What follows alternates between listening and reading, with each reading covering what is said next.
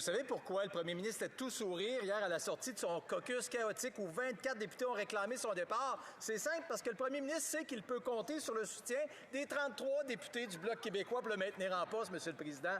Le Bloc a soutenu ce premier ministre parce qu'il a, même s'il a doublé le coût des logements, gonflé le coût de la nourriture, provoqué une hausse des crimes violents et créé la pire crise en immigration de l'histoire du Canada.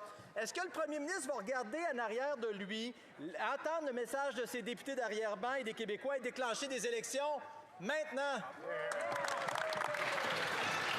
L'honorable ministre des Pêches et Océans et la Garde côtière. Merci, Monsieur le Président. Écoutez, l'abîme, l'hypocrisie du Parti conservateur, Monsieur le Président, c'est incommensurable. On se rappellera dans le premier mandat pour les personnes diabétiques, le chef du gouvernement conservateur se déchirait la chemise ici en Chambre, Monsieur le Président, puis a voté contre le projet de loi pour l'aide pour les médicaments gratuits pour les personnes diabétiques, Monsieur le Président.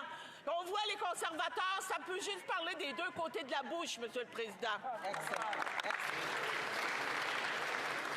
L'honorable député de Mégantic-l'Érable. La ministre devrait faire un petit tour sur elle-même puis regarder, il y a 24 de ses députés qui ont demandé la démission du premier ministre cette semaine, Monsieur le Président. Un premier ministre qui a doublé la dette nationale, les coûts des logements, des paiements hypothécaires, qui a fait exploser la criminalité.